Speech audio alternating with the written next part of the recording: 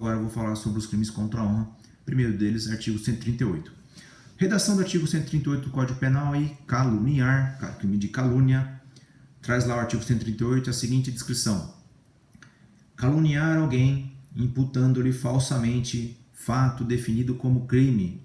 Pena: detenção de 6 meses a 2 anos e multa. Tá bem? Esse é o crime de calúnia, então. Vai primeiro aí o conceito do que seria caluniar alguém, depois eu volto a falar sobre qual é o núcleo do tipo, tá? Então, o primeiro ponto que a gente vai marcar em relação ao crime de calúnia é uma introduçãozinha que a gente vai marcar. Então, número 1, introdução, é o conceito de o que é calúnia, o que é o crime de calúnia, o que é caluniar alguém, tá? Então, caluniar, anote aí, é a imputação, atribuir determinado crime, tá? Crime contra alguém, imputando-lhe de forma falsa esse crime, tá? Desse conceito inicial aí de calúnia, a gente vai marcar já desde logo algumas observações. Eu só tenho crime de calúnia se eu falar que determinada pessoa praticou o crime, tá bem? Vocês sabem aí, dentro do conceito aí de delito, nós temos os crimes e contravenções penais. Então, eu estou falando especificamente em relação aqui, tá? Eu não estou falando de forma genérica, que é delito, imputar delito a alguém, não. Para mim ter o crime de calúnia, eu preciso ter a atribuição, aponto para alguém o crime de algum crime, tá bom? Algum delito especificado como crime na nossa legislação. Se eu imputo a alguém, aponto para alguém, atribuo para alguém uma contravenção penal, eu não tenho crime de calúnia, tá bem? Eu posso ter outro delito que eu vou falar logo mais para vocês, mas calúnia não tenho. Então, primeiro requisito da calúnia, eu preciso imputar para alguém crime, tá? Segundo ponto, essa imputação, essa atribuição precisa ser falsa, tá? Ela precisa ser mentirosa, tá bem? Outro requisito da calúnia, todos cumulativos. Outro requisito da calúnia, senhores, é que o crime seja determinado. Eu não posso falar, essa pessoa é criminosa. Se eu falar isso, essa pessoa é criminosa, eu posso estar indo para outro delito, mas calúnia eu não estou, tá? Na calúnia, é necessário que a imputação de crime falso seja certo e determinado. Então eu preciso falar, eu não preciso falar eventualmente o nome do crime, mas os dizeres do crime, a redação do crime, eu vou precisar extrair daquilo que for falado ou escrito, tá bem? Então eu preciso falar, aquela pessoa me roubou, aquela pessoa subtraiu bens de mim. Aí eu posso estar indo para o crime de calúnia, tá bom? Fora isso, além disso, quarto requisito aí da calúnia, necessariamente para que eu tenha a caracterização da calúnia, é que essa atribuição de fato criminoso, certo e determinado falso, seja para a pessoa certa e determinada, tá bom? Eu tenho que atribuir aí, ou determinável, tá bem? Um círculo estreito aí, tá? Se eu falar eventualmente, todos os professores são criminosos, tá? Eu não estou praticando calúnia não, tá bem? Eu não tenho. Então calúnia precisa também, para que eu tenha a caracterização do crime de calúnia também, que a pessoa precise ser certa e determinada, tá bom? Objetividade jurídica, o que está sendo tutelando aqui com o crime de calúnia é a honra objetiva da pessoa humana, tudo bem?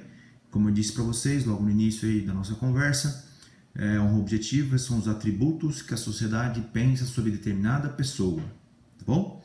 Então eu atinjo aqui na calúnia a honra objetiva das pessoas, tá bem?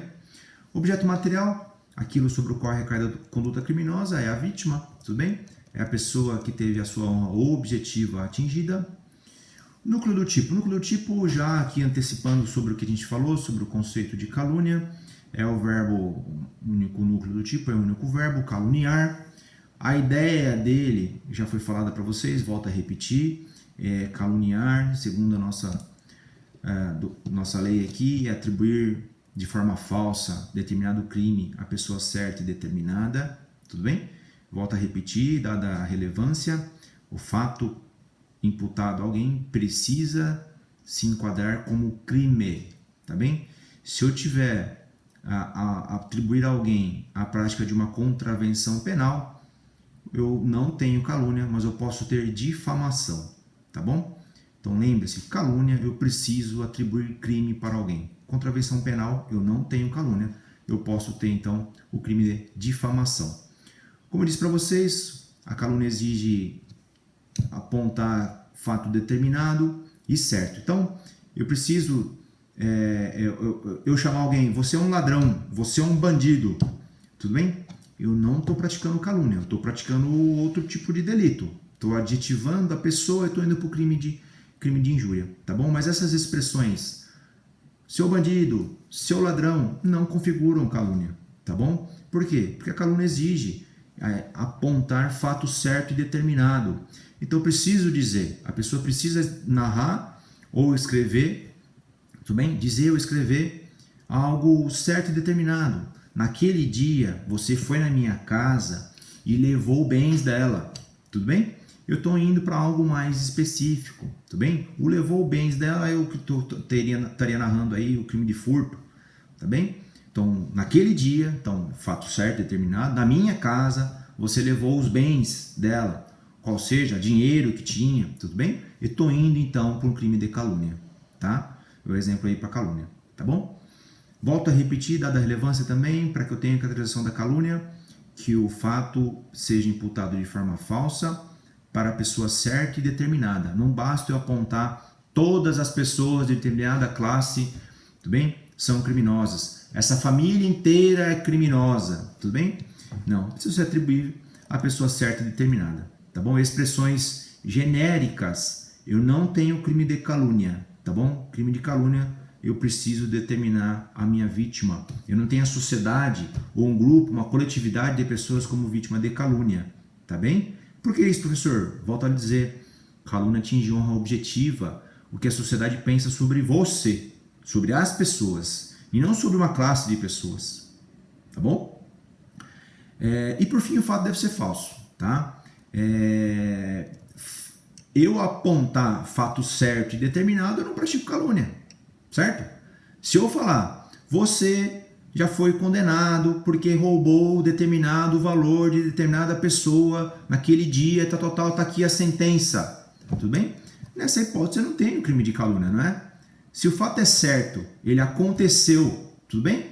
Eu não tenho calúnia, tudo bem? Então, para mim ter calúnia, aquilo que eu estou apontando à pessoa deve ser falso, tá bom? Então, eu dizer verdades, eu nunca vou ter calúnia, certo? A falsidade aqui, para que eu tenha a caracterização da calúnia, pode recair sobre dois pontos. Ou a falsidade pode recair, então, ou sobre aquela pessoa não praticou o crime, então ele não foi o autor do crime, apesar do crime ter existido, tá bem? Ou a falsidade também pode recair sobre o fato, tá? O fato não existiu e eu estou criando então um fato e apontando para a pessoa certa e determinada, tá? Então a falsidade pode recair sobre dois pontos. O fato não existiu, tudo bem? E eu falo que aquela pessoa praticou fato inexistente, ou o fato, apesar de ter ocorrido, não foi praticado por aquela pessoa. Então, a falsidade recai sobre a autoria, aponto a prática de crime para a pessoa que não praticou o delito, tá? Sobre essa falsidade, talvez vocês possam estar se pensando, professor, mas eu preciso então esperar a condenação de alguém para que eu tenha então poder falar que a pessoa praticou determinado fato criminoso? Eu vou guardar essa resposta para vocês quando eu for falar sobre o último item que a gente vai mencionar aqui nos crimes de calúnia, que são as hipóteses de exceção da verdade, prevista lá no artigo 138, parágrafo 3º, tá? Guarda só um pouquinho aí. Consumação. A consumação do crime de calúnia, senhores, por atingir a honra objetiva das pessoas, da vítima, então é aquilo que a sociedade entende sobre ela. Eu só vou ter a consumação, então, quando aquele fato criminoso, falso, certo, determinado, contra a pessoa certa e determinada, chegue ao conhecimento de terceiro que não a vítima, tá bom? Por quê? Porque é o conceito do que a sociedade entende sobre ela, tá bom? Então, eu vou ter a consumação do crime de calúnia quando eu tiver, então, aquele fato, aquele escrito, aquela fala minha criminosa, caluniosa, chegue ao conhecimento de terceiro, ainda que a vítima ainda não tenha conhecimento, tá? Tentativa. Em relação à tentativa aqui, senhores, o crime é formal. Então, vai seguir uma regrinha geral aí que os crimes formais não admitem tentativa, com a seguinte observação. Os crimes contra a honra podem ser praticados de formas variadas, né? Vamos dizer duas aí. Escrita ou verbal, tá? Não há uma forma específica para mim praticar o crime de calúnia. Então, como eu posso praticar de forma verbal ou escrita, vale lembrar sempre, aquilo que eu posso escrever sempre vai ter tentativa, né? Então, apesar de ser crime formal, mas como ele admite a sua forma escrita, né? Eu posso escrever uma missiva, ou uma correspondência eletrônica, uma carta, e essa carta não chegar ao seu destinatário, o e-mail, enfim, a correspondência eletrônica não chegar ao seu destinatário, e por conta disso, então, eu posso tentar, e por circunstância ali a minha vontade, eu não consumo o delito. Tá? Então eu tenho tentativa sim. Então, tentativa do crime de calúnia, regra geral, o crime formal não admite tentativa, exceto se ele for praticado na forma escrita. Legal? Figura equiparada, nós temos lá no parágrafo 1º do artigo 138, nós temos lá também, incorre nas mesmas penas, aquele que propala ou divulga os dizeres caluniosos, desde que saiba da falsidade da imputação, tá? Continua sendo exigido falsidade da imputação, sempre. Para ter calúnia, o fato imputado, o fato atribuído, precisa ser falso. Eu, sabendo que o fato é falso, eu divulgo ou propalo, eu pratico também calúnia, né? Digamos que o propalar ou divulgar não é o sujeito da onde sai a origem, né? Não fui eu que fui o primeiro a dizer aqueles dizeres caluniosos, tá? E tem, na verdade, aí o tipo penal está trazendo mais dois verbos, né? Dois tipos de condutas aí que também são equiparadas à calúnia. Eu não falei aquilo, mas eu divulguei, eu propalei também, estou praticando o crime de calúnia, desde que eu saiba que aquilo que eu estou dizendo, reproduzindo, né? Propalando, divulgando, seja falso, tá bem? A ideia aqui, então, que a gente pode marcar em relação ao conceito do que seja divulgar ou propalar. Divulgar é informar de qualquer forma, tudo bem? Terceiras pessoas. E propalar significa dizer novamente, reproduzir verbalmente aquilo que era falso, tá bem? Divulgar e propalar, então, também são figuras equiparadas aí, desde que o sujeito saiba da falsidade, tá bom? Não sabendo da falsidade, eu não tenho calúnia, tá bom? Aí volta aquela regra geral lá, que eu não tenho crime de calúnia por ausência de dolo, porque eu estou narrando algo, ânimos narrandi, tá bom? Parágrafo 2º, como eu falei para vocês, a gente voltou a falar sobre morto, diz aqui o parágrafo 2º, é punível a calúnia contra os mortos. Então, de forma excepcional aqui, nós temos aí punição de crime de calúnia, quando eu tiver como vítima aqui o morto, as pessoas mortas. Professor, mas o morto vai aparecer lá no fórum, lá, vai prestar depoimento lá, falar que teve a sua honra objetiva caluniada ou atingida? Não, né? Nesses casos aqui, o morto ainda continua tendo reputação, né? Aquilo que a sociedade espera, aquela pessoa era muito benquista, infelizmente morreu, né? Então a sociedade sim tem conceito objetivo sobre mortos, né? Aí, nesses casos seriam as vítimas, aí seriam os familiares ainda, né? Sim, é possível tutelar aí a honra objetiva do morto somente na calúnia, tá bem? Desde que o fato atribuído seja certo, determinado, falso, da época em que ele estava vivo, tá bom? Na época que o morto estava vivo, tá? Agora aqui, bastante importante, o parágrafo 3º do artigo 138, cuida da exceção da verdade. O que é essa exceção da verdade? Veja, para o crime aí de calúnia, a exceção da verdade, eu provando que aquilo que eu disse calunioso é verdadeiro, eu tenho exclusão do crime. O fato passa a ser atípico. Por quê? Porque é da redação, é elementar do tipo de calúnia que o fato seja falso. Bem, se aquilo que eu disse é verdadeiro, eu não tenho calúnia, tá bom? Então, eu levar e determinar que determinado fato que aconteceu é verdadeiro, eu levo a exclusão então da calúnia por falta de tipicidade, tá?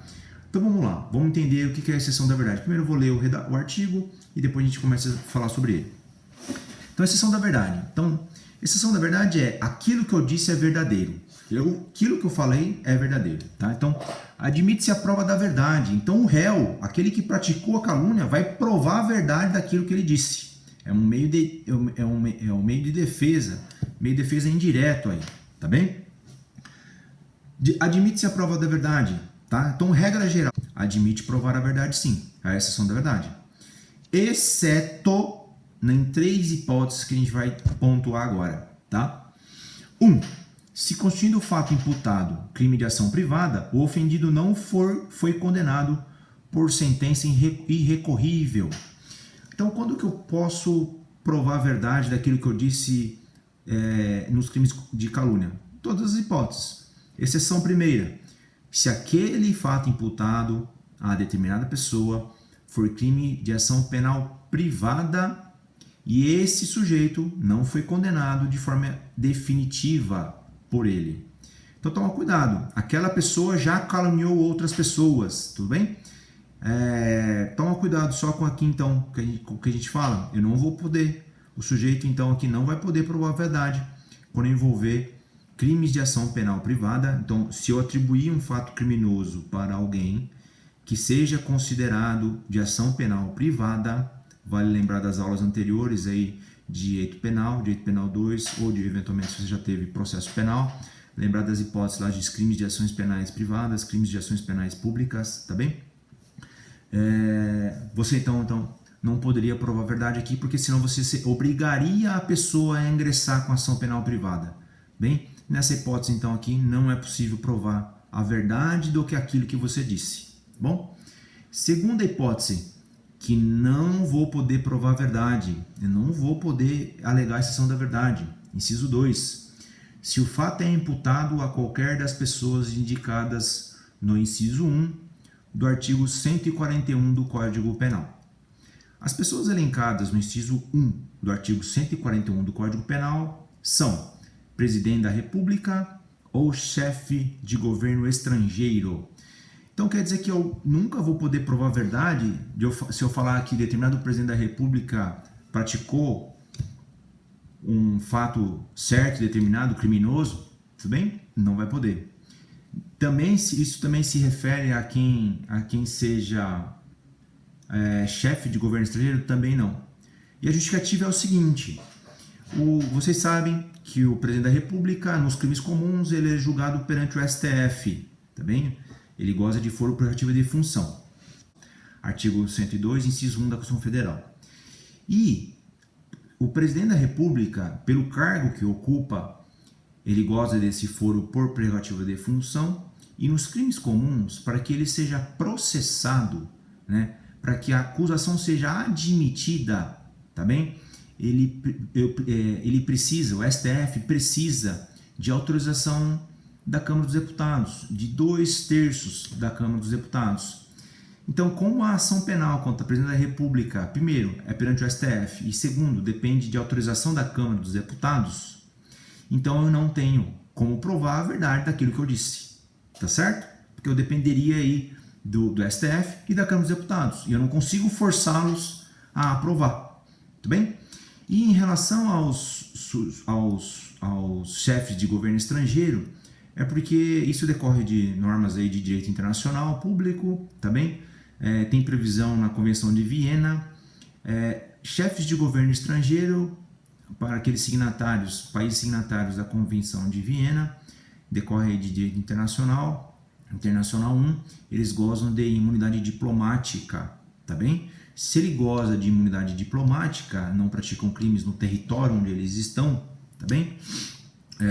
No exercício de suas funções, de suas missões diplomáticas, logo eu não posso falar ou provar que ele praticou determinado fato criminoso, tá bem? E por fim, a terceira hipótese do inciso 3 também outra hipótese que eu não posso provar a verdade daquilo que eu disse, é o do inciso 3. Diz lá, se do crime imputado, embora de ação pública, o ofendido foi absolvido por sentença irrecorrível. Então veja lá, se alguém já foi, por sentença irrecorrível, absolvido, tudo bem? O Poder Judiciário já se debruçou sobre aquele fato criminoso que ele praticou, seja crime de ação penal privada, seja crime de ação penal pública, eu não posso mais provar que ele praticou aquele fato, entenderam ou não? É meio lógico esse inciso 3, tá? Se o sujeito foi processado absolvido, qualquer que seja o fundamento, né? O tipo penal não exige o fundamento do crime, da absolvição, perdão. Qualquer que seja o fundamento, então, da absolvição, seja qualquer que seja o crime imputado a ele, de ação penal privada ou de ação penal pública, tá bem? Eu não posso reabrir o processo contra ele, porque já foi julgado. Inclusive, já foi absolvido e já está irrecorrivelmente decidido, né? Então, nessa hipótese, eu não vou poder provar a verdade daquilo que eu disse. Tudo bem? Por uma impossibilidade. O caso já foi julgado, o Poder Judiciário já se debruçou sobre ele, já decidiu. Então, eu não vou ter, então, como provar a verdade daquilo que eu disse. Eu não vou provar, então, eu não vou poder me valer, então, da exceção da verdade. A exceção de notoriedade não tem previsão no Código Penal, mas tem previsão no CPP, tá? Artigo 523 do Código de Processo Penal. O artigo 523 do Código Penal cuida do processamento, qual rito vai seguir lá a ação penal privada, tá? E lá ela faz referência à exceção de notoriedade. Então diz lá que é possível, a possibilidade, qual é o conceito de exceção de notoriedade?